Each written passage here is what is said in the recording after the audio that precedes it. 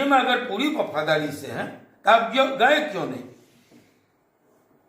ये भी एक सवाल है। आनंद मोहन ने चिराग पासवान पर सवाल खड़ा किया है। उनसे सवाल किया कि आप पासवान के नेता है या नहीं है, इमामगंज चुनाव प्रचार में क्यों नहीं गए। तो आइए सुनते हैं आनंद मोहन वो किस प्रकार से चिराग पासवान को घेरने का काम कर रहे हैं। वो पासवानों के लीडर हैं या नहीं है। जब वो एनडीए में है तो वो पासवान कैंडिडेट संत स्वराज का इतना वोट कैसे ले आया, ये क्वेश्चन मार्क है।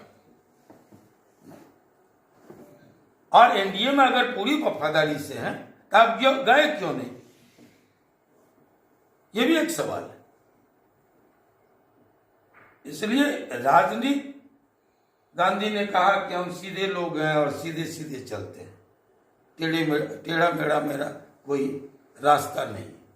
तो यहां तो सीधा सीधी अर्थ लगा रहा है लोग कि आप एनडीए के लीडर हैं, आप वैशाली में हमारा वोट लेते हैं, लेकिन आप 3 बार प्रोग्राम देके शिवहर नहीं जाते,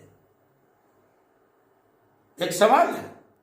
और आप मांझी जी की बहू खड़ी होती है, एनडीए का एक सीट था, सबसे प्रेस्टिजियस सीट था, और आप इमामगंज नहीं जाते हैं, क्यों? आप किधर हैं, ये तय कीजिए। और दूसरी बात कि आप पासवानों के लीडर हैं या नहीं। अगर हैं तो एनडीए में हैं और 37,000 वोट एक पासवान लड़का निकल के आया और ले गए, तो आपसे बड़ा लीडर हुआ पासवानों का।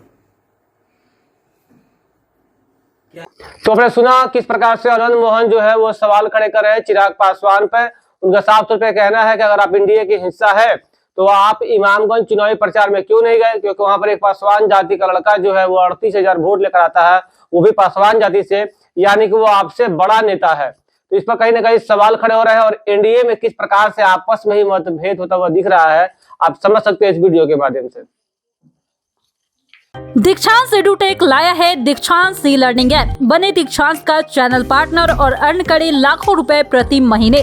चैनल पार्टनर बनने के लिए विजिट करें www.dikshans.com। हमारे YouTube चैनल को सब्सक्राइब और Facebook पेज को लाइक करना ना भूलें। धन्यवाद।